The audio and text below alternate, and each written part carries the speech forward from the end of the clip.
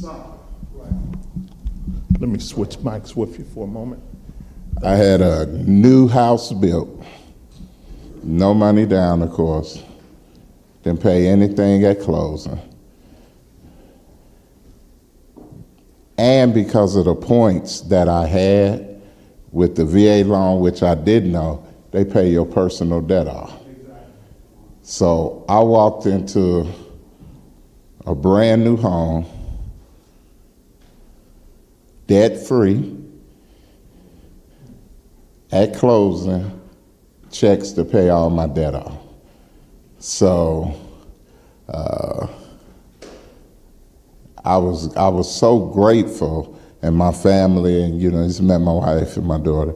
I was just so grateful, but I didn't know what was available. And I was like, man, we gotta get this story out. I bet it's more veterans that don't understand some of the benefits. I did not know that that's the only loan that they'll pay personal debt if you have points, if you have something left over. So it just worked out so well, and we've done a couple of resources here at Center Township, at Wayne Township, and Centers Township's already asking to do another.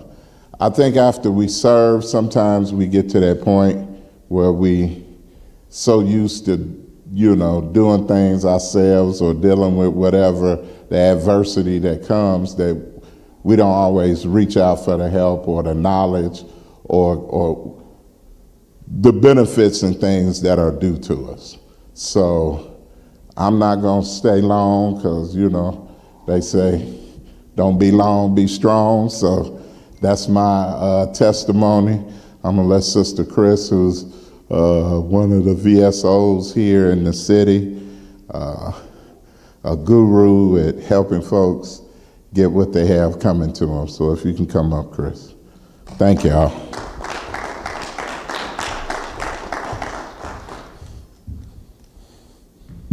you. Can you guys hear me? Yeah, I have to stand up here because I'm short. Hi, my name is Chris Glomsky. I'm one of the Veteran Service Officers here for the City of Indianapolis. We're the Office of Veteran Services.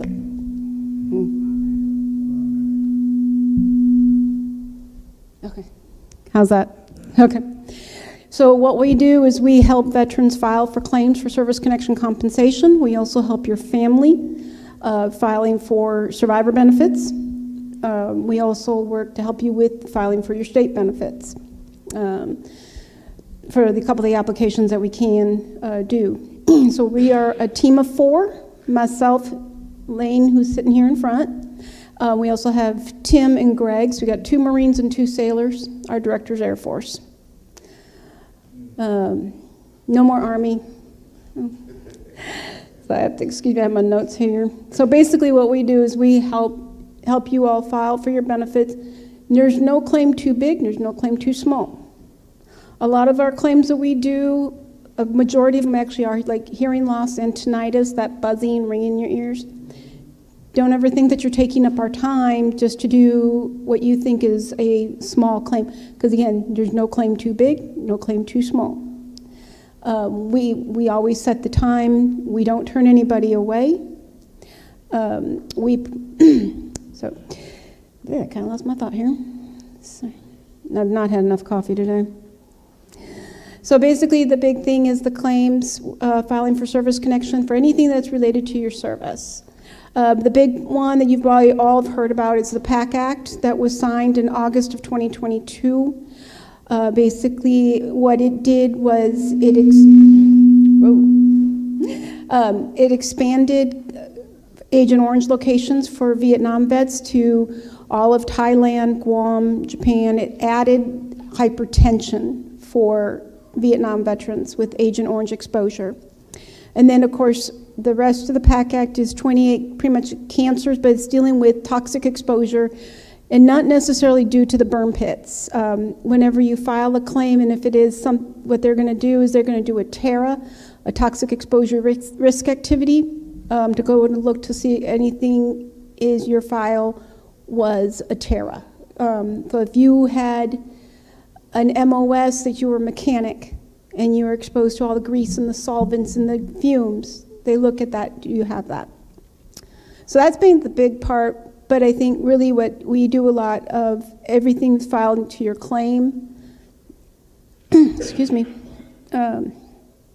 We run our claims through the American Legion Service Department, the DAV, the VFW. If you are represented by one of those three organizations, I hold the accreditation in all three, and then the rest have American Legion and the VFW. So if you are represented by one of those three, we can actually go into VBMS and we can see your file, we can see what's going on, making certain that they've gotten their records, you know, that you've submitted. We can go in to see if your medical records are in there from the military. So, like I said, we are there to help you, and we are free. If you have, there are attorneys out there that are really good. You want to make certain that they are accredited. You do have a lot that are not accredited, and they want to charge you a lot of money to do nothing. To literally do nothing, and they are what we refer to as claim sharks and pension poachers. So those are the ones you definitely would want to stay away from. If some of them will even reach out to you. So if anybody ever reaches out to you, go on the VA's website and you can look up, and if they are on there, they've been vetted by the VA. If they're not, they have not. So we want to help to get so that the veteran, your family, does not get taken advantage of. All right. Sorry. I'm a sailor, and I'm used to having my coffee cup, and it's sitting over there. It's my emotional support coffee cup. Actually, that's my second one. Stanley, my first Stanley, I had to say goodbye. He died. So this is Stanley Jr. I don't know. All right, but I'm here if you have any questions. Lane is here if you have any questions. We're here to answer your questions. Like I said, no claims too big, no claims too small.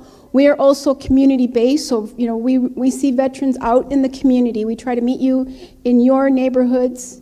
I use Starbucks a lot. I'm downtown a lot at the City County Building at 777 North Meridian. Lane has multiple locations as well, all within the community.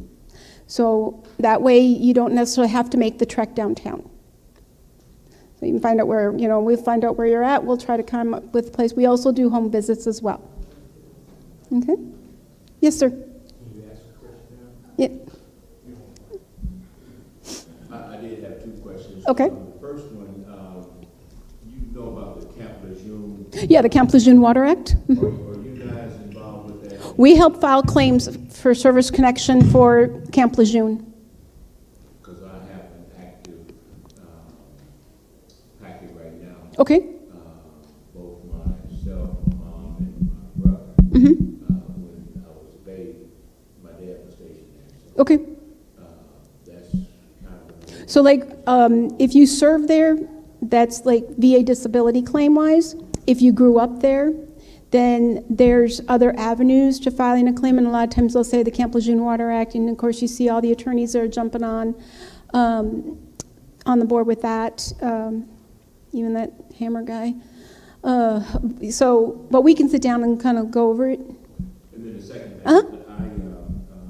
my mom was a part of the union here, Mm-hmm. and they have a veteran rep with them, Uh-huh. and he kind of handles all the veterans, there. Jerry Morgan? I'm not sure. Okay. I don't necessarily know his name, he didn't put it on an application, but I do have a questionnaire here Uh-huh.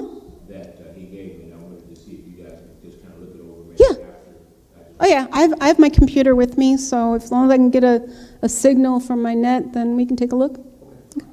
If we can't, I have my cards here too, so you can take my card and give me a call later, like this week or something. Yeah. Yes, ma'am.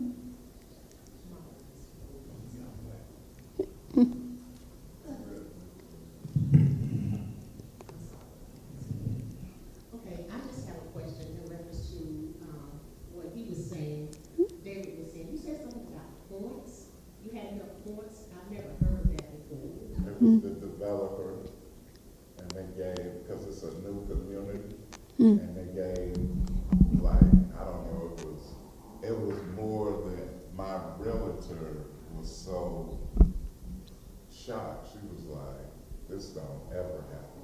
But it was it came out to like $20,000 off my. Yeah, I'm asking that question because I used my VA loan years ago, '93. And of course, it's paid off now, but I remember back then, I had to pay off, I had to be debt free before I could even use or consider buying a home. So that came as a surprise to me. Hello, everybody. I'm not on stage yet. This is Joe Murray. So, a lot of things have changed with the VA home loan since 1993. A whole lot of things have changed, and they realized that it wasn't exactly the best program for us being veterans in active duty. So they made some adjustments in 2019, 2020. They made some adjustments, and I think they made some adjustments before then as well. So what his situation is, and first of all, I'm not a loan officer. I can't talk about what the rates are or anything else. I work for a nonprofit. We vetted a lender, and that was the lender that we used with him.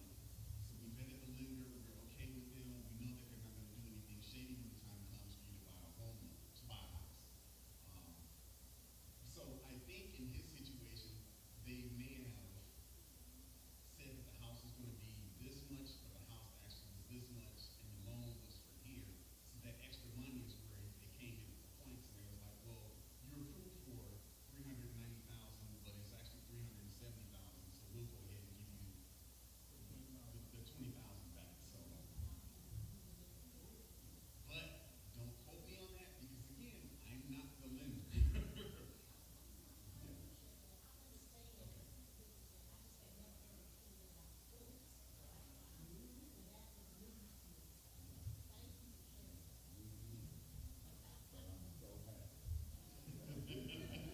And we're happy for you too.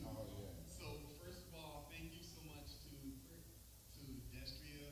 We met when we were at Wayne Township, and she asked me to come down to do this event for you guys, for everyone.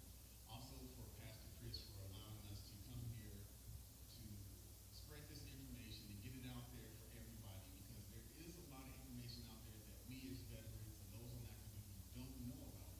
And I was just shocked when I came here when we did the first brief, because we did two that day, as to how many people in the crowd, in the audience, did not know about all the benefits that were out there for them. So I have a PowerPoint presentation. It's not 100 slides, it's not 200 slides. It's real easy. We're going to go through it. Please take out your phone and take pictures of the slides. If there's a slide that you want, for everybody at home, please do the same thing. Take a screenshot, take pictures of these slides so you can go back and reference them as you go through. Thank you. Oh yeah, that's better. As you go through, I didn't want to use my Marine Corps outside voice, but anyway, so take pictures of these slides. Make sure you can go back and refer to them later on as you're going through the process of buying a home, if that's what you're going into. Also, on the back portion of the VA home loan, there are some links, some slides that are going to have some links to some things that Chris was talking about earlier. I put those on here as well, so please do your research. We don't know everything. I don't know everything about the process for buying a home loan. I do know enough, and I do know the right people to go and talk to make sure that anybody is taken care of when they have questions. Because there have been some questions that I've been asked, and I was like, whoa, that's way above me, because again, I'm not a lender. I used to be a real estate agent working for my mom, but we can't talk about that. All right, so for everybody at home, please go to the QR code that's on your screen right now and sign in. I'm going to give you a couple of seconds for that. And when we get to the end, if you haven't signed in, there will be another opportunity for you to do so then. So while I'm doing this, I'm just going to jump ahead to a slide. What are some myths that you've heard about the VA home loan? Some things that you heard in the past. You can only use it once. Absolutely untrue. You have to be living in the home consistently. you have to live in the home for the first 12 months. After the first 12 months, if you're so what it is, I'm going to skip through those slides when we get there. What this is if you bought a house and you got orders, you can get out of it. But you have to be on active duty, get orders for a PCS move, and then you can get out of it below the 12 months. But yes, you have to live in there for 12 months.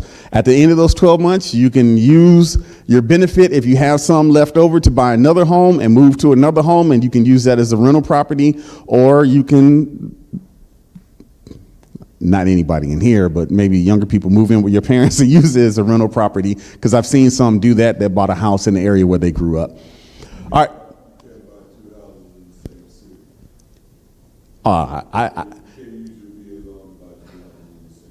I haven't even heard that one. That's the first time I've heard that. I'm going to show you a slide in here where a couple actually bought 4 houses in the same city. All right, so let's get into it. Again, if you want to take pictures of the slides, please take pictures as we go through. I work for a nonprofit called the Veterans Resource Team. We're a bunch of retirees who got together and put this whole thing, brought this whole thing to fruition because we had issues. We know a lot of people that had issues as they were getting out or after they got out. So we put all of this together to try to make it easier for us. We do transition classes for people that are getting out of the military as well. So there is a funding fee. I was talking about a certain individual earlier who says there are too many fees with the VA home loan. There's only one fee that goes with the VA home loan, and it's called the funding fee. The VA is going to guarantee 25% of your loan.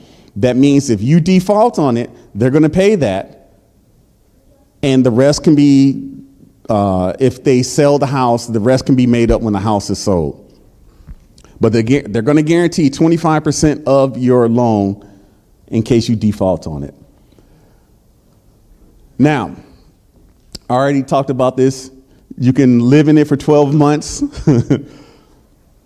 and rent it out. There's nobody in here on active duty, so unfortunately, there's no way of getting out of the house before then. It's called mortgage fraud. Please don't. I'm not going to tell you to do anything that's going to get you in trouble with this brief either. All right, here are the active duty service requirements for you if you have family that's on active duty and everybody at home. Here are the reserve eligibility.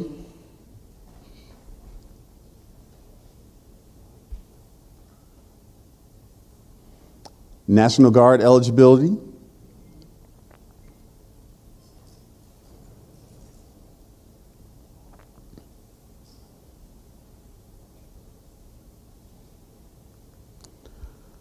Spouse eligibility. So if the spouse is of a veteran that's prisoner of war, missing in action, the veteran died from a service-connected disability and didn't remarry, and the veteran died from 100% disabled, the spouse can use their VA home loan.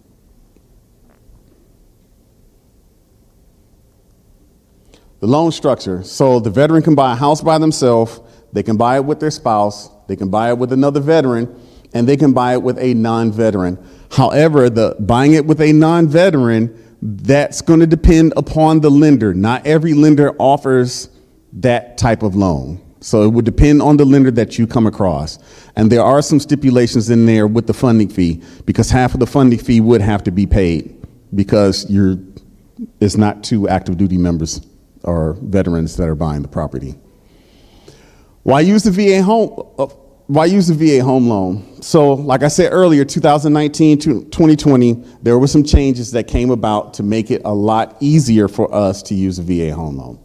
There's no cap on the amount of money that you can borrow from the VA. As long as you income and credit qualify, you can buy a house. So if you're looking for a house that's $3 million, the VA will give you a loan for that if you income and credit qualify for that. However, there are county loan limits, and I'm going to show you this later on. If you go over the county loan limit, you're going to have to pay 25 cents on the dollar for every dollar that you go over it, because you will be guaranteeing, just like the VA is guaranteeing 25% of your loan, you will be responsible for guaranteeing that portion of the loan that's over. Now with the VA home loan, there's no down payment. This will be the only way that you have a down payment is if you go over the county loan limit or how much you are approved for your loan. Here are the county loan limits.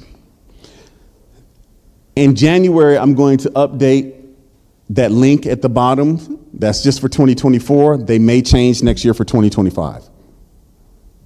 But this is just to give you a snapshot of what the county loan limits are across the United States and some of the American territories.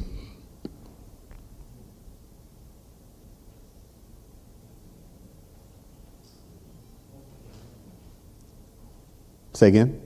I don't see Indiana. So when you look at this, most counties and states at the top, because it would be multiple slides. So that covers the majority of, it's like a blanket for all those, all fall under that. But then you go down to the bottom, it's some others that are a little bit higher than those. But again, if you go to the link, you can find out exactly what you're looking for. The question was, he didn't see Indiana up there. All right, so the most important thing that you have to have in order to use your VA home loan is your certificate of eligibility. Sorry, I'm walking in front of you.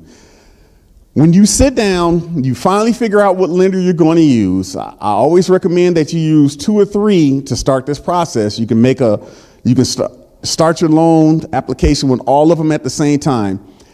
You can go into va.gov and pull up your own certificate of eligibility. I suggest you ask that lender to pull it up. If they say, hey, it's going to take me a couple of days to get to it, a week and whatnot, I want you to just go ahead. If you're on the phone with them, hang up. If you're in office with them, get up, turn around, walk out the door and go find another lender, because they are going to try and talk you into using a conventional loan or FHA. Don't do it. There's so many people out there that get talked into this because they don't know what is actually the best thing for them. And they go that route because, hey, I'm trusting this individual. I'm trusting these people. No, don't trust them. You trust your money, your pocket. You do what you need to do that's the best for you and your family when you're going through this. So, and I understand you're up here, you're listening to me and whatnot. That's okay. But you can always go through and look up the information that I'm putting out. They're not going to tell you this. All right. Things that can be financed: a single family home, multiple family home, condo, new construction, mobile home. Now, there is a picture right there in the middle. 400 square feet or smaller, you cannot finance that. There's no going to Lowe's, Home Depot, buying a shed. Talking about you're going to get a secondary dwelling unit in your backyard, and no, they're not going to fund that. No matter how much carpentry work, electric work you can do, they're not going to go ahead and fund you to do that. New builds. Now, David just bought a new build. There's some things that you have to understand about that if you've never bought one before. You make sure that you're using a good realtor. I did mention earlier, I used to be a realtor. My mom did her best and tried to make sure that both of her sons were taken care of, and she forced us to work for her. I mean, she got us to take the real estate exam and everything else. And how ironic, both of us ended up in the military after that. Anyway, so make sure your realtor knows exactly what you're looking for. Your realtor works for you, okay? If they're not working for you, hey, $1-800 realtor. There are thousands of them out there. You go find one that is going to do right by you because you're trying to do right by you and your family. So that realtor needs to be in lockstep with you. That was very key and important when we were in COVID, real tough, because they were helping people write these letters to the sellers to try to get them to convince them to buy their property, to sell their property to them. Also, know the difference between incentive and true cost. Again, you could be out there, your county loan limit could be $700,000. Your house is 80, they go, hey, you talk to your wife? She want marble floors, doesn't she? Oh, yeah. And you're just like, okay, all right, we'll get marble floors. Hey, you want to upgrade that bathroom? We can upgrade that bathroom for you. I know you want that kitchen upgraded, right? Right? So next thing you know, you go through all these incentives and these upgrades, and the house comes out to $750,000. Remember what I said earlier, 25 cents on the dollar for every dollar that you go over the county loan limit or what you are approved for. So at that point in time, you're going to end up paying out of pocket, which you probably weren't planning on paying out of pocket because you're using the VA home loan and there's no down payment. But it's okay. It's okay. You'll be all right. Property taxes. Property taxes in an area that's new construction are going to be a little bit higher because you're paying to help develop the area around your house. There's no way of getting around that. However, I don't know the exact time, but I do know those taxes will go down after time. VA appraisals. It's called a notice of value. It's the exact same appraisal that is the exact same person that does a notice of value inspection, that does an appraisal on a FHA or a conventional loan bought house. Only thing they do, they take the hat, turn it around backwards, grab another page on the clipboard, and they go in and they do the inspection.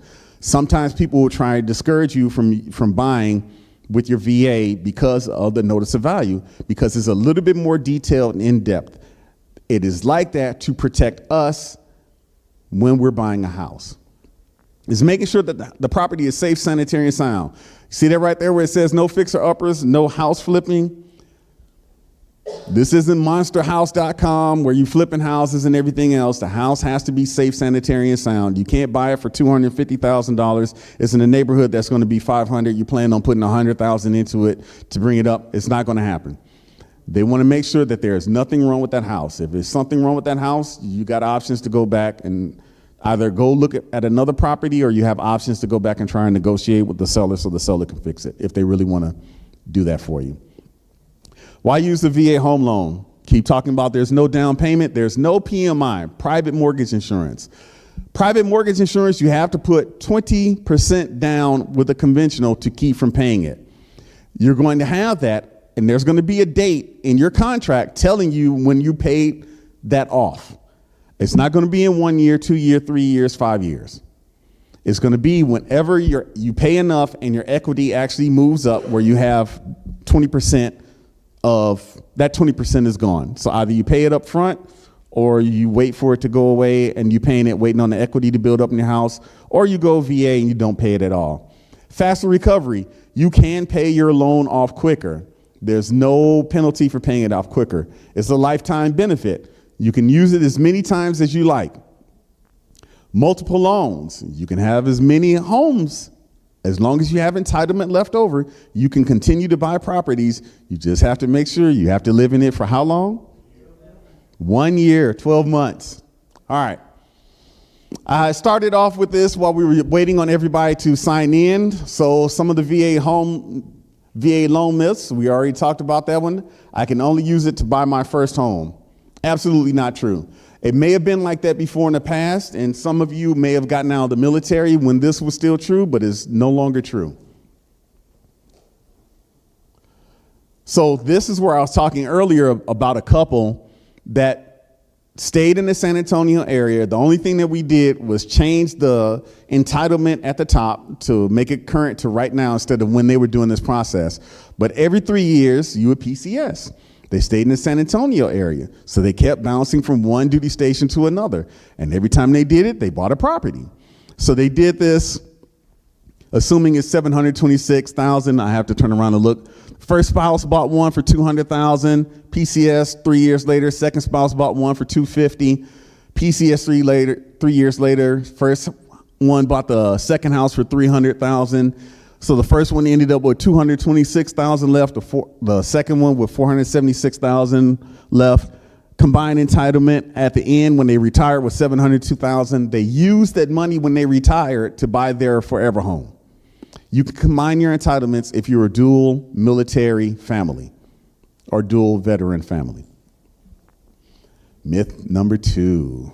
I can't use it because I don't have a credit score above 620. What do you think the minimum credit score is to buy? Lower. Okay, somebody gave it away up here. There isn't one. So the VA guidelines do not, the 26 Tax 7 does not talk about a credit score. The credit scores are set by the lenders on where they're comfortable with giving you money. Everybody knows, or everybody should know, the lower your credit score, the higher your interest rate is going to be.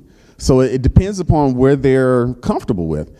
I do know some lenders out there that will work with you. We had a couple one time that was trying to buy a house. They had a 550 credit score, and they couldn't get a loan, couldn't get a loan. And they ended up getting referred to us, sat them down. So what's going on with you? What's the problem? What happened right here? We see your credit score took a hit here for about 6 months. Well, my husband had cancer. He was active duty. I had to quit my job. When I quit my job, we started having some financial problems, this, that, and the other. But right here, when he went to remission and everything was good to go, when he went back to work, and they weren't going to put him out of the military, I was able to go back and get my job back.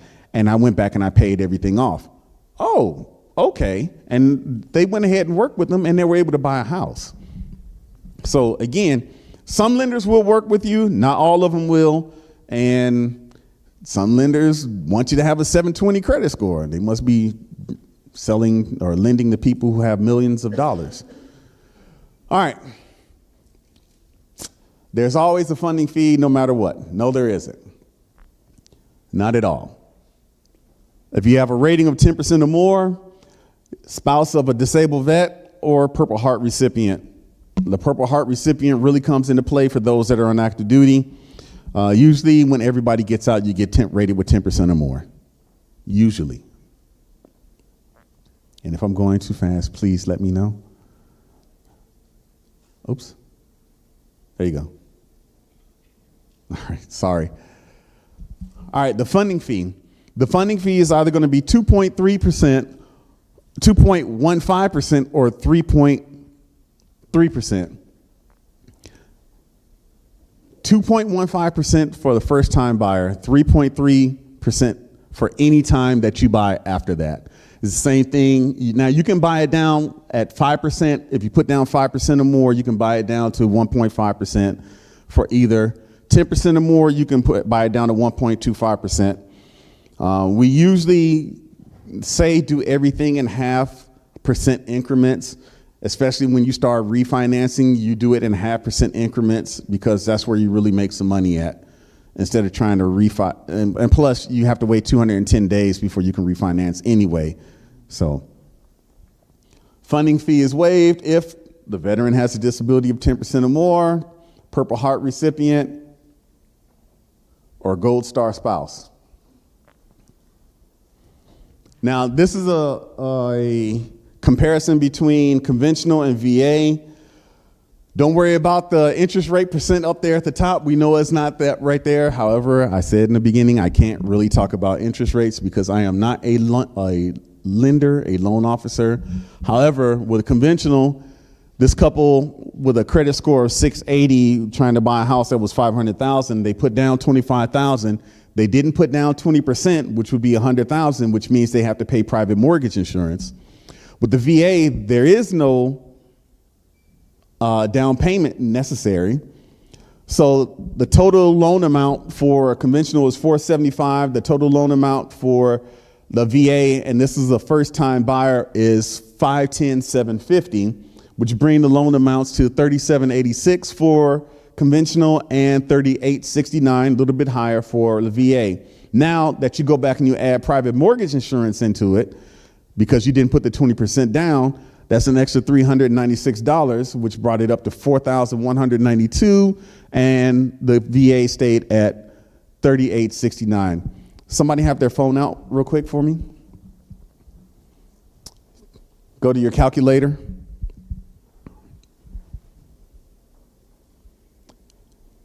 $396 times 12.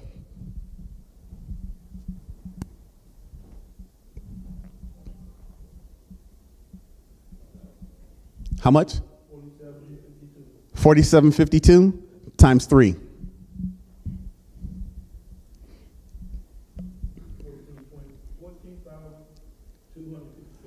So in 3 years of paying private mortgage insurance, you're paying $14,356. All right? That's if you go conventional. You're not going to pay off that private mortgage insurance in 3 years. This is a first-time buyer. The funding fee was only $10,750. It's one time. You're still paying private mortgage insurance until you reach that threshold of 20%. So when they sit up here or you get somebody and they say, why did you go with the VA instead of going conventional? Talk to them about this.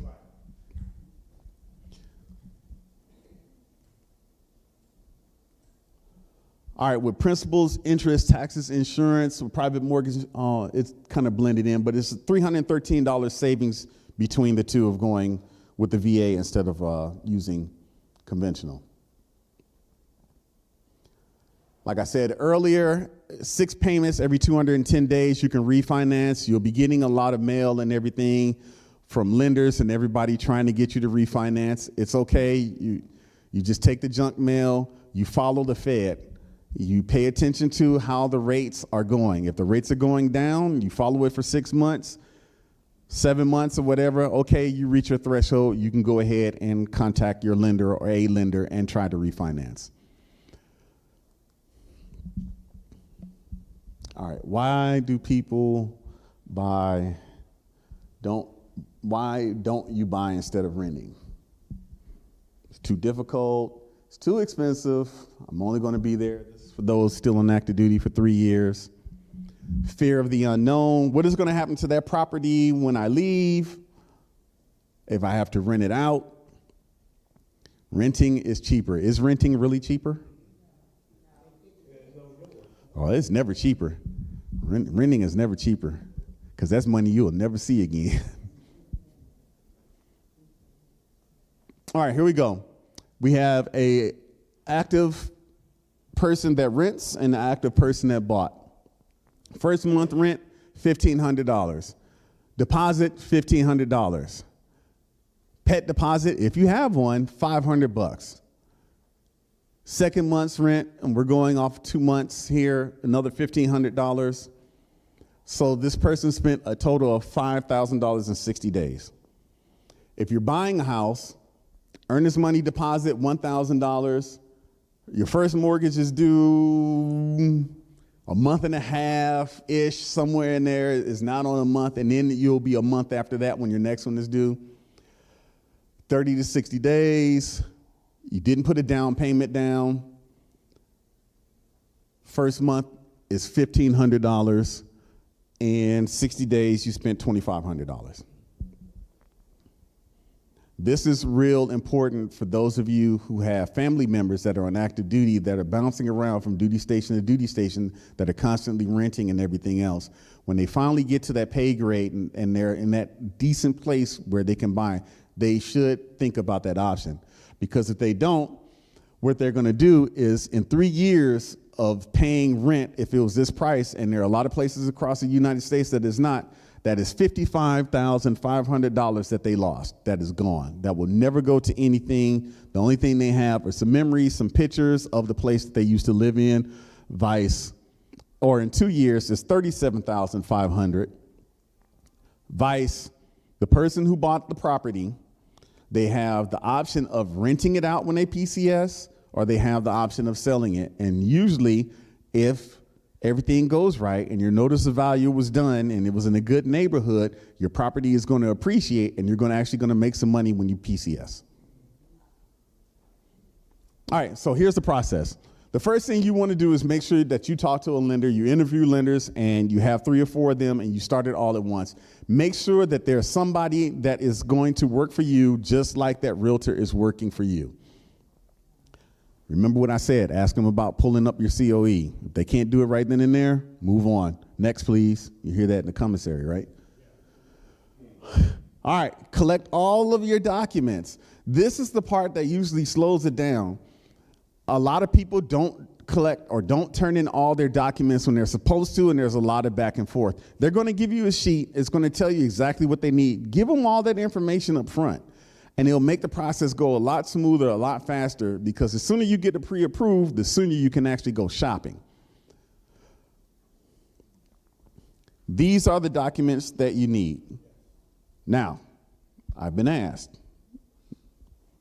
if you're not paying child support, you don't need child support documents. If you haven't been bankrupt, you don't need bankrupt documents.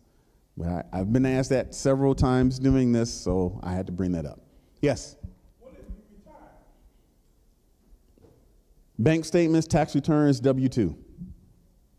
Or retire from the military or retire from a civilian job. So your RES, your RES, which would be like your LES, and then if you're getting a pension and whatnot from retiring, you turn in your documents from that as well. But your loan officer is actually going to tell you, you bring that up and they're going to tell you exactly what forms that you'll need.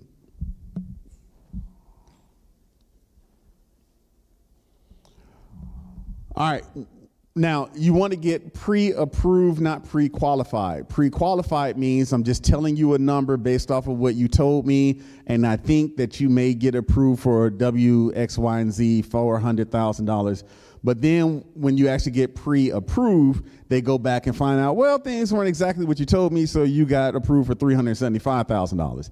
And now, but you've been out there looking for houses in the 400 range because that's what they told you. So make sure you get pre-approved before you go out and you start shopping.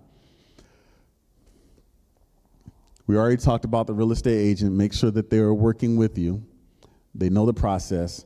Throughout this whole thing, you're going to make sure you ask any question that comes to mind. You ask it. You're about to spend a lot of money that a lot of people don't ever get a chance to spend. Make sure you ask questions. Make sure you understand everything before you go and you sign those documents. Also, you want to make sure that your bank account is stable. You haven't made any big purchases when you get to this point. You also don't want to make any more purchases when you get to this point because they're going to run your credit check, your credit report, right?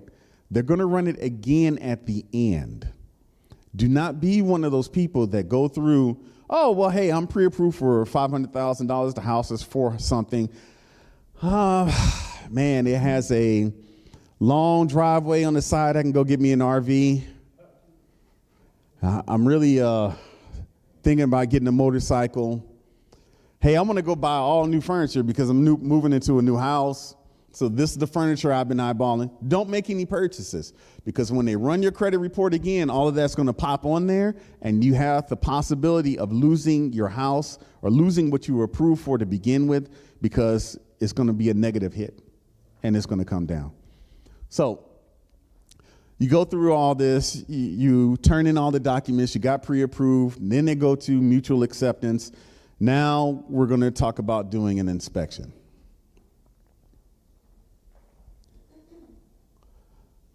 Let's say the house is approved for, let's say you got approved for $500,000. The house, they're selling it for $530,000.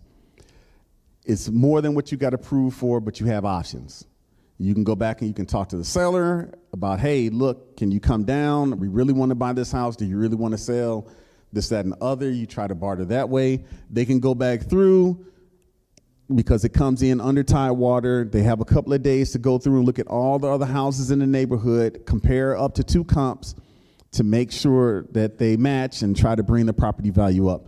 So they can do, though, you can go through that either way, or you can use all of that combined to get it down to where you need it to be in order for you to actually buy the house with what you were approved for. If it still comes up a little bit over, you still have the option of paying the 25 cents on the dollar for every dollar that you're over. But if it's $10,000, that's not a whole lot of money to put down. For some. So it's called reconsideration of value. I said 2, I'm sorry, it's up to 3 comps. And it comes back, everything is good to go. Now you're at that point where they're gonna run your credit report again. Again, I have to stop, pause, put big emphasis on this because we've seen several people go through and do exactly that, not listen to us after these briefs, and then come back and go, hey, you told me I didn't have to put any money down. What happened? Well, they told me I had to put down $8,000, da-da-da, buying a house in California. Well, what happened? Well, pause. Okay, I know what happened. You're thinking right now. You bought something, didn't you? Well, yeah, we went and bought this. Okay, I'm going to tell you this right now. It says right here, talk to the lender before making a large purchase. The lender does not know the algorithm. Just don't do it. Just please hold off and wait just a little bit longer. It doesn't take that much time for you to be at the sign and close phase so you can get your keys.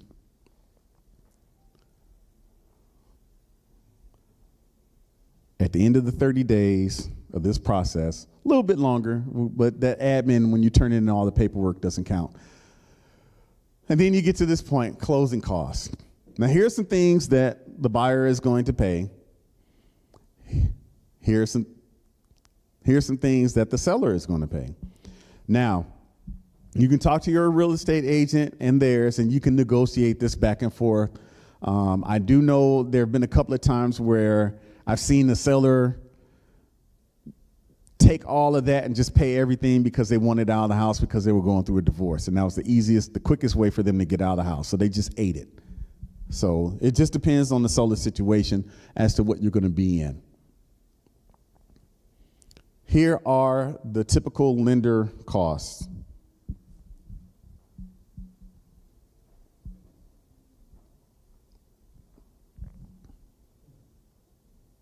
I heard that. I said it too.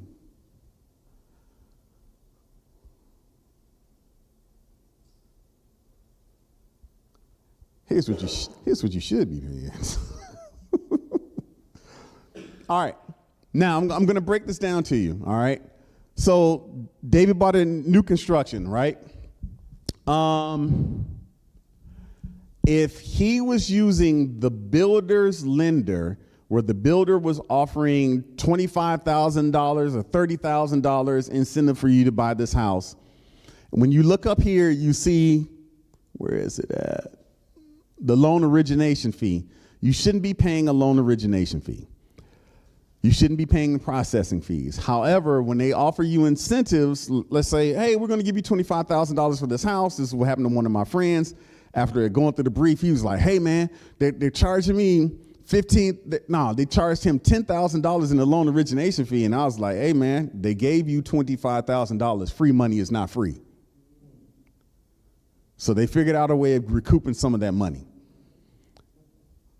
And so he gave it to me. I gave it to the guys. They looked at it. They gave it back to me. And they're like, why are we looking at this? He needs to take this off right now. So typically, if you're not going with the lender for a new build, you do not have to pay the loan origination fee and the processing fees. Okay? The loan origination fee is in California is 1%. 1% of a $900,000 home is $9,000. So how many people are Navy? How many people are Marines? All right. I called Navy Federal, and I asked Navy Federal, where does that loan origination fee go to, because they charge a 1% loan origination fee. I got hung up on several times. They couldn't tell me. They just wouldn't tell me or whatever. The loan origination fee, what is the difference with you buying a house that's $900,000, you buying a house that's $850,000, and you buying a house that is $825,000 in the same neighborhood? Where is that money going to? So just keep that in mind when you go through this process. Make sure you get to the end, you get to that bottom line, and you see exactly what you're paying for when you're going through this process. And this is where I said earlier, ask questions. Start asking questions. Why am I paying this? Why do I pay this? There used to be a charge on there to pull a credit report. That's free. So, all right, we're going to move on.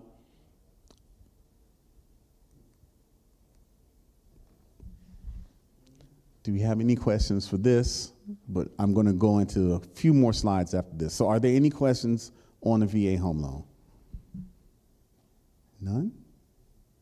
Yes, sir. I don't have a question, but I do want to make a comment. Yes, sir. I've been involved in I can use my army voice. There you go. There you go. Right.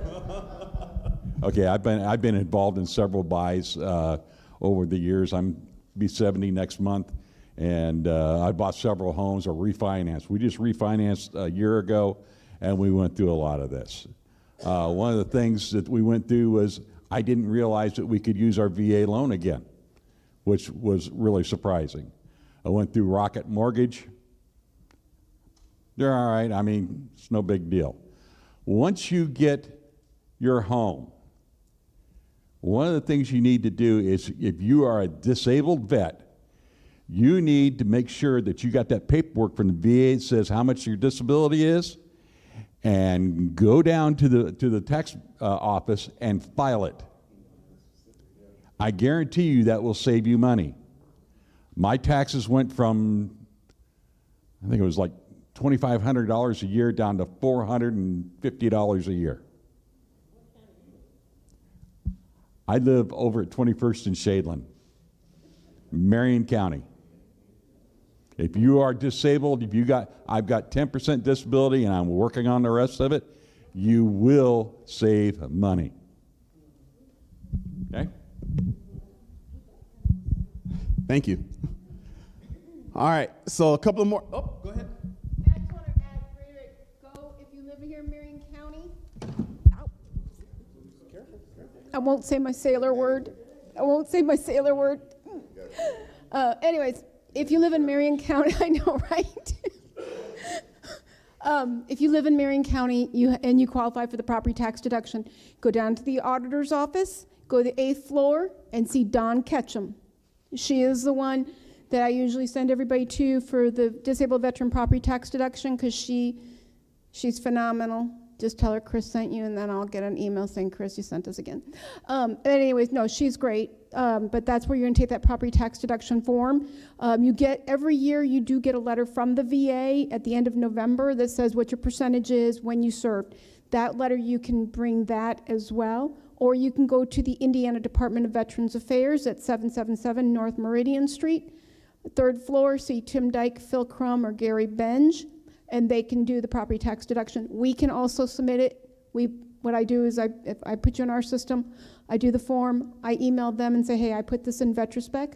They'll pull the form, and they'll verify, and they'll prove and send it to you. It's a pretty easy process that a lot of guys just unfortunately don't know about. So we have the rule, as soon as our vet gets service connection, we will actually do that form.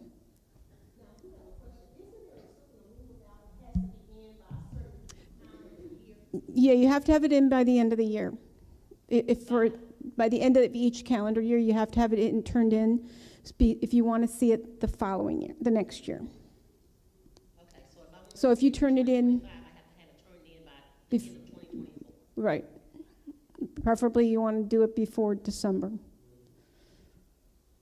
You're going to share your card with us before you. Yes, I got a box. Sorry. Oh, no problem. Okay, so I have about 500 slides left to go. All right, so how to file. Currently, right now, it's taking the VA 144.9 days. I went straight to the VA website. I pulled this off. Here's a link up here, and it changes periodically. So if you're filing to get a increase in your VA disability claim, the first thing you want to do is go to the bottom of the link right there and look for an intent to file form. You take that, you submit that now, immediately, if you're trying to get increased. And then you go back and gather all the documents and everything else you need that support your claim. Here's what I tell people. Chris touched on this earlier. There are different companies and entities out there that will say, hey, if you're not at 100%, this is what I'll do. This is what we'll do. If we don't get you to 100%, you don't owe us anything. Okay, cool. That is not illegal. To me, it's unethical. That is pain and suffering that happened to you for you serving this country. Nobody should be, being a predator and trying to get your back pay to get you to 100%. If it's there, it's there. The only thing about it is you have to go to your medical appointments. You have to have an annual physical. You have to build up documentation stating that this injury got worse. Now, I know there are a lot of people out there that aren't at 100% and they're in the wrong age group and they are fearing that it's going to go down because, hey, I got 70%. 70% is good, but it could go down to 50. If it goes down to 50, I don't want that. Again, if you don't build up your case, you'll never get to 100% if it's there. Go ahead. You got the mic in your hand. Sorry. I have in my file right now for sleep apnea. I'm going through, I have a doctor's appointment in February. Okay. I just moved from here from Virginia. I did my initial sleep study in Virginia and brought it back here to Indianapolis. Now, they're gonna do, I heard that if you was in the Gulf War, Okay. that you can file for sleep apnea.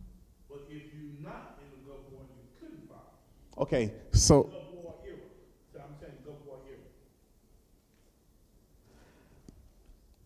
I would be considered that era, but I was in boot camp when January 15th when the ground war hit. So I was in boot camp. That was my first day of boot camp, and I got sleep apnea.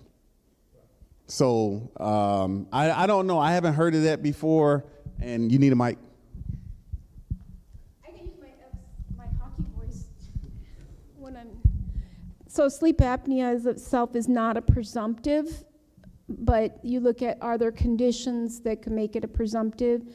Our district service officer was talking to us how he's been successful in getting like rhinitis. If you get service connection for rhinitis or sinusitis, that you have a chance to get it that way, usually as a secondary condition. But you got to get that nexus linking your service to the sleep apnea. It's just right now, it in of itself is not a presumptive for being there. It would not surprise me though if in the future that they do, because we've got a lot that are coming back and reporting sleep apnea. So, does that kind of answer your question? Well, the reason why I'm saying it because I went to the VA. I do all my work at the VA hospital. I have my doctor. She didn't know I had sleep apnea because my paperwork came when I did my paperwork in Virginia. They sent it to me. They didn't send it to the VA. They sent it to me. And so when I came to see my doctor, I forwarded it to her, put it in whether it's a secure message on the VA health event.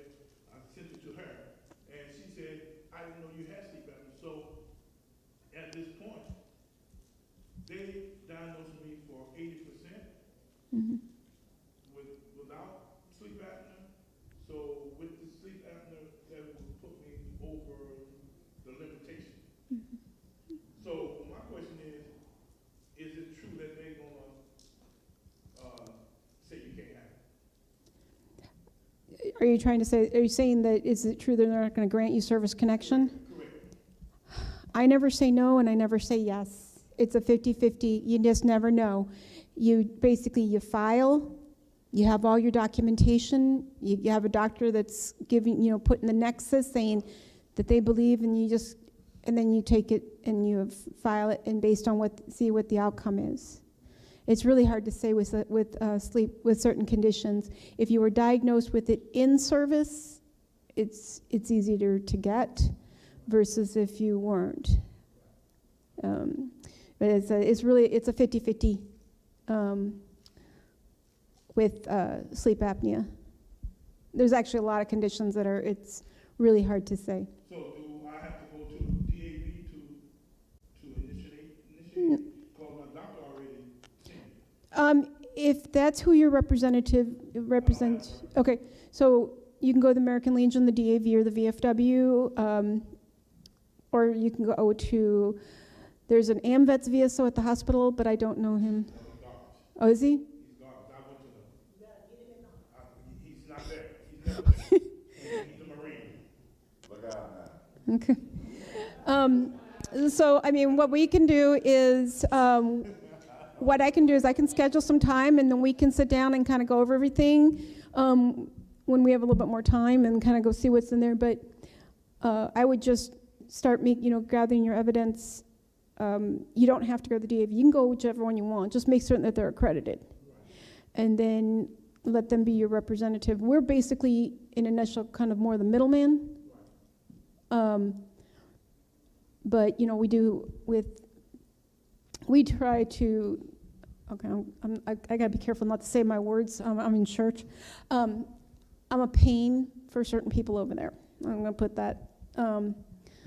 So we do try to get best, but the Legion, the DAV, the VFW, they're your best advocates.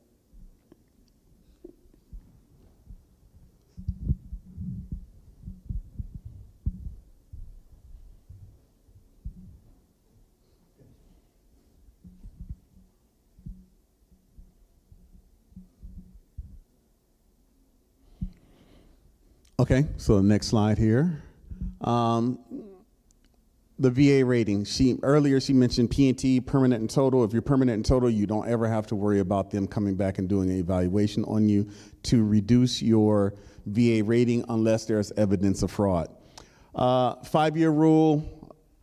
I think all of us have been out longer than 5 years in here, but 5-year rule is if you go back to the VA within 5 years, they do an examination, they can lower your disability rating. The 10-year, well, you get better. I had a friend who had hip surgery right before he retired, and they rated him at 100%. When he finished his physical therapy, he was no longer needed the 100%, and they dropped him down to 80. Yeah, so it just depends on what's going on with you. If the condition gets better, then they can drop it. But those of us that are P&T, those are the conditions that won't get better. I have a lot of, you may not think it, but I have a lot of joint issues. I'm in pain. Too much time with the Marines, running around, jumping off stuff. Anyway, so there's a 10-year rule. Once it's been 10 years, they can't do anything to you unless it's evidence of fraud. There was this guy in Florida a couple of years ago. He was going to the gym working out, but he was going to the VA. His girlfriend was wheeling him in there in a wheelchair, and his exams weren't consistent with his diagnosis. So they started following him around. They took pictures of him in the gym and everything else, and they got him. Yeah, so again, what I said earlier, I would never tell you to do anything that has anything to do with fraud. And there's the 55-year rule. Once you turn 55, you never have to worry about them lowering your rates. Now, please take a copy of these links. You're talking about the calculator earlier. If you're at 80% and you get sleep apnea, is that going to take you over 100%? Well, there's a calculator right there to tell you exactly how they come up with their calculation. And as all of us know, 50 plus 50 does not equal 100. The only thing that equals 100 is 100 is 100. And then the bottom one down there is a link to the monthly pay chart. I forgot to add a link for the burn pit registry. So if there's anybody that was anywhere where there were burn pits and you haven't registered on the VA website, please go to the VA website, type in burn pit registry and add it. I was just thinking about that when I was sitting over there with David, because I was trying to shorten the slides to make sure that we got out of here in time. Now, this is for everybody and everybody at home. Here's some links here in case you decide you want to go state shopping, or if you live in another state. Here's some links that can tell you exactly what is offered to vets, and some of these go by your percentages as well.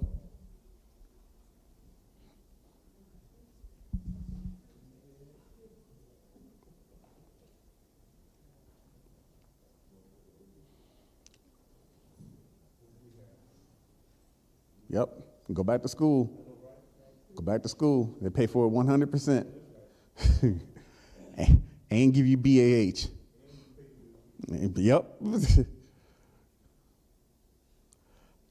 And on that note, if you didn't do so earlier, please scan the QR code to sign in. Now, everybody you have, there should be a sheet down there for you. One was to take notes, and the other one is a critique sheet. Please fill that out so I can tell my boss how horrible I am. He probably knows it. I think he might have caught one of the links, so. On that note, if you have any questions about anything, please reach out. If you reach out to me directly and it's something that Chris handles, I'm not gonna just like give you the Heisman, but if it's something that's in her realm and her specialty, I will turn you over to Chris. If there's something that I can do personally, I'll try my best to help you out. But I may be from Gary, but hey. I may be from Gary, but I don't know 100% of what Indiana has to offer for veterans. That's the reason why I will tend to push everything towards Chris. I do know a little bit more about California's things that California offers to veterans, and also Nevada, because that's where I'm planning on. Anyway, any questions? No questions? Yes, ma'am. Oops.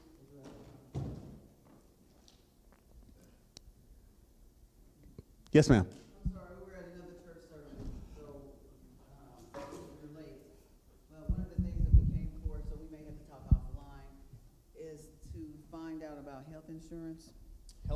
Did you, not health insurance, like life insurance. I know Life that was- insurance?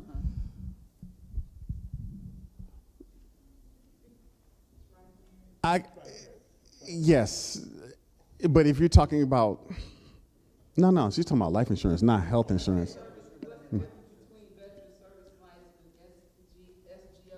So VGLI is you already know about that, right? Not to do VGLI. I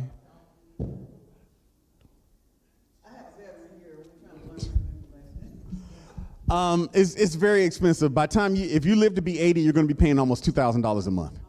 Yeah, so we'll talk offline. I do know a couple of people that are retirees that when they got out, they started doing life insurance that I can refer you to. So, but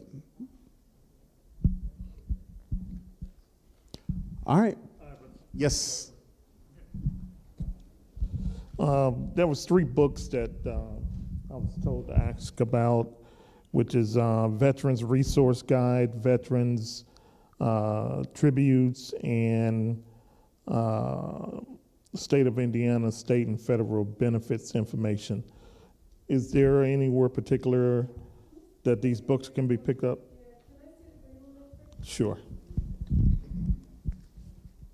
Wow, I have not seen this one in years, and the reason why I know this one is because I am the one that actually put this together.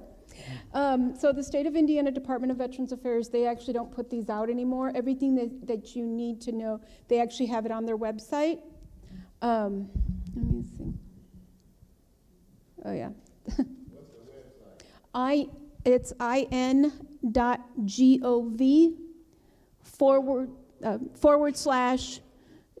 D as in dog, V as in Victor, A as in Alpha. And you can start, everything that they have is all there now.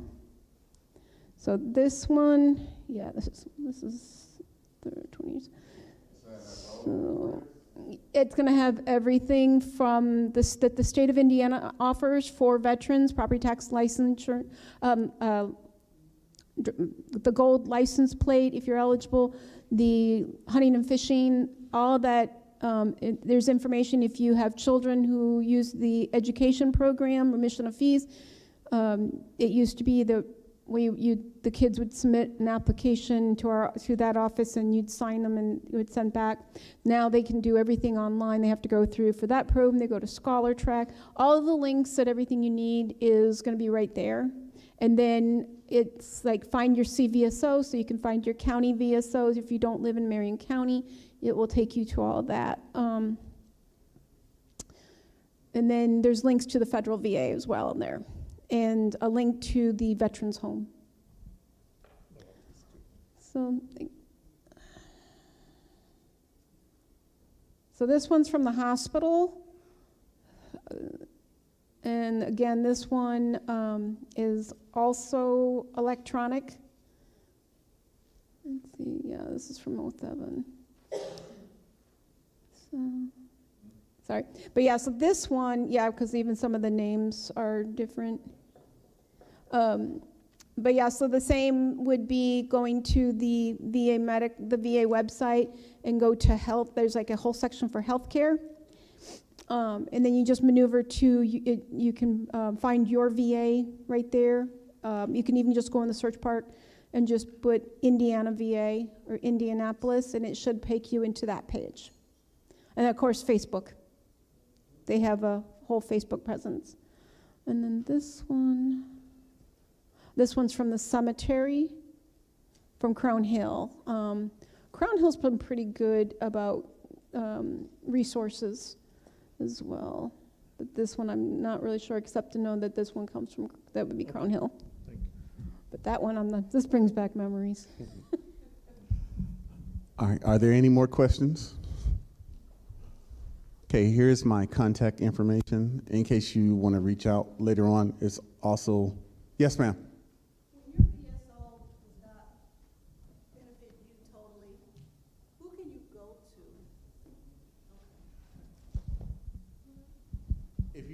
If you have a VSO that is not working for you. Is it from our office? From DAV? Pennsylvania. Okay. I mean, just reach out to us. I have accreditation with the DAV, so I should be able to pull your file and see what's going on with it. Okay.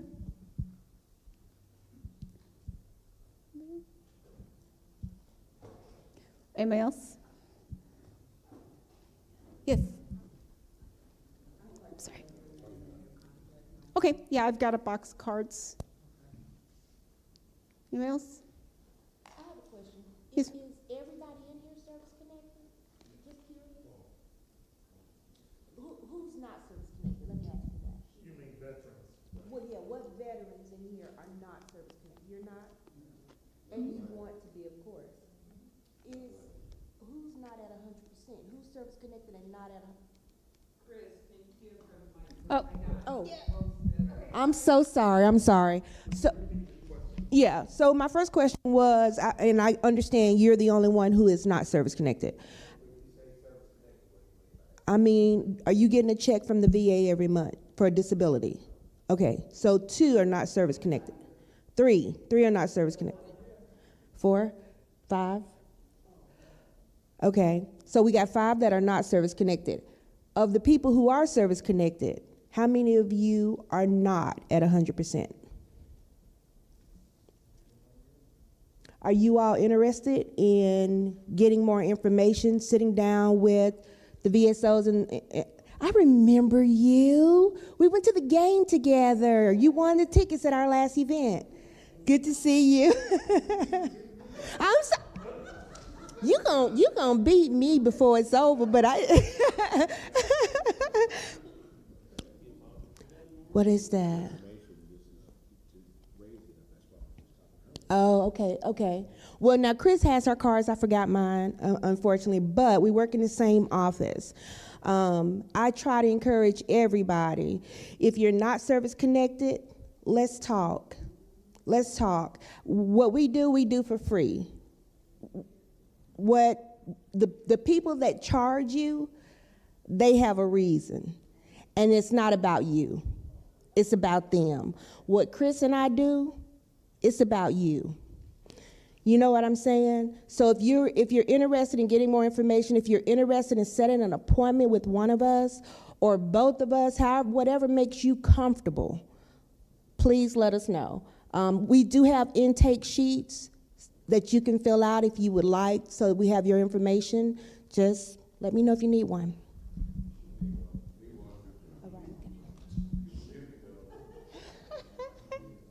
I'm finna come give you a big old hug.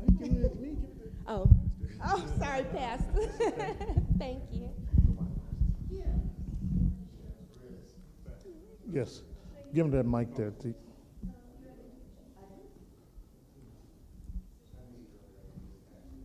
I just want to share with, it may not be anyone here in this room. I might be the only one, I don't know. But if you know of a veteran that has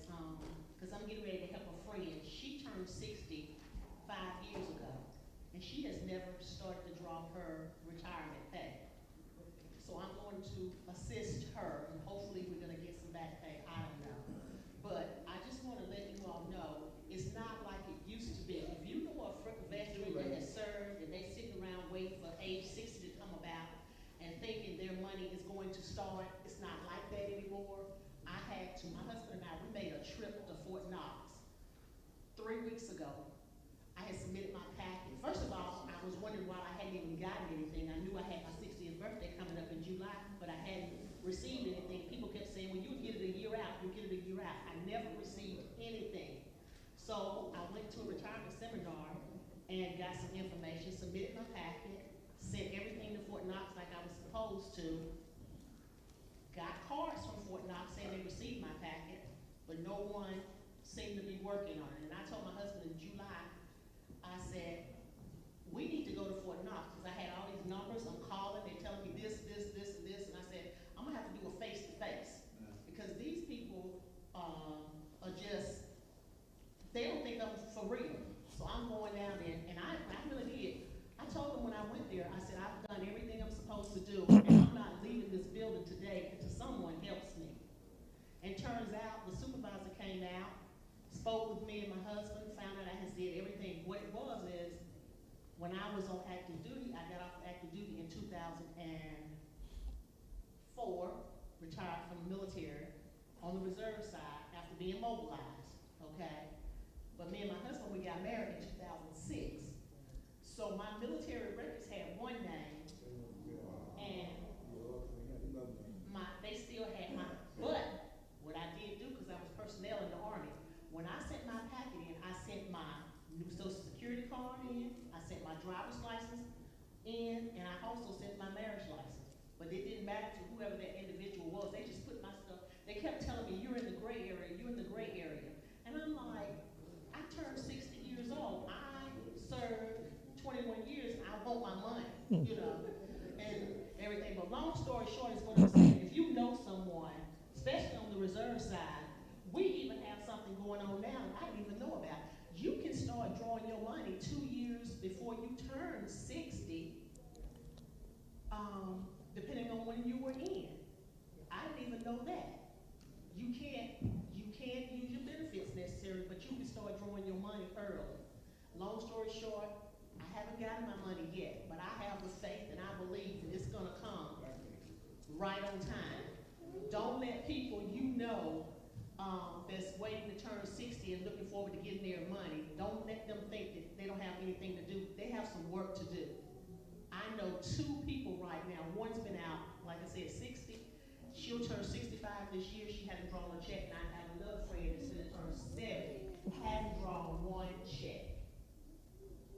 And then when we were down there, my husband will tell you, the guy told us there are horror stories. There have been some reservists and National Guardsmen that have passed away, never applied for their money, and their spouses didn't even know it.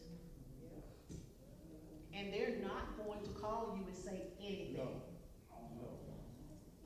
Well, so the issue with that is this. I cannot tell you how, I've only had this job since February.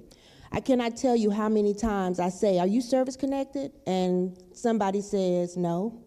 I say, are you interested? No, I don't want nothing from them. Or somebody deserves it more than me. Nobody is more deserving than you. And don't think that there's not enough for you to get yours and somebody else to get theirs. The problem that happens, since I've been working here, I've had 2 widows who couldn't grieve the loss of their husband because they was trying to figure out what's a DD-214. Where do I go? How do I apply for this? If you don't love you enough to do it for you, do it for your kids. Do it for your wife. Please do it. And if you're worried that they're going to deny you, you ain't lost nothing. You got the same thing you got right now. Jump in and get yours. That's all I'm going to say. I'm through. Tax-free money?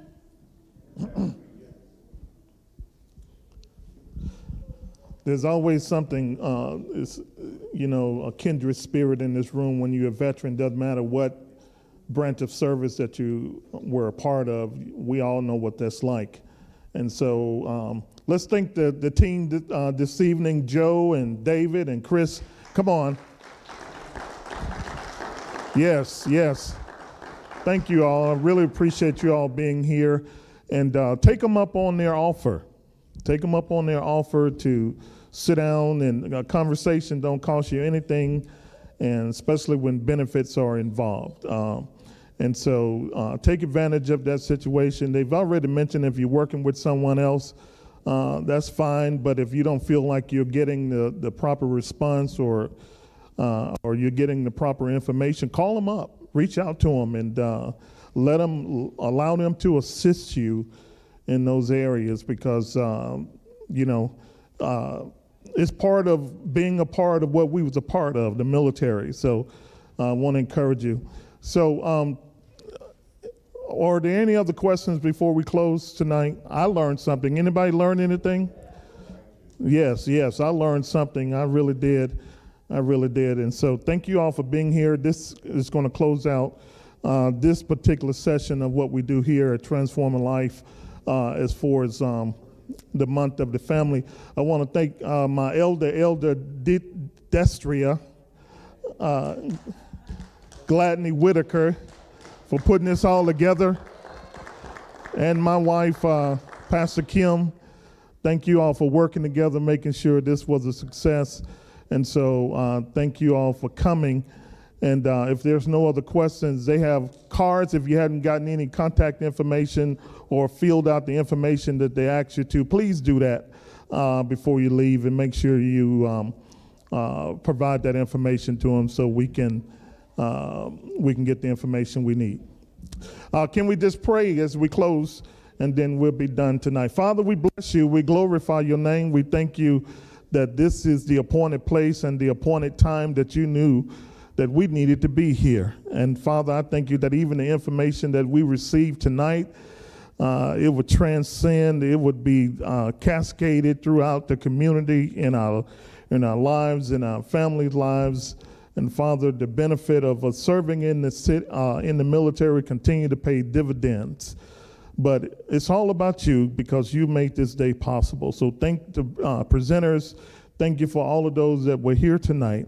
We praise you and we honor you. It's in Jesus' matchless name. Amen and amen. Thank you for coming. Those of you who are watching and viewing with us on Facebook, I want to encourage you to, you're welcome to come be a part of our services on Sunday morning at 10:30 a.m. We are at 4626 Wentworth Boulevard, 4626 Wentworth Boulevard, here in Indy, 46201. We'll see you there. Thank you.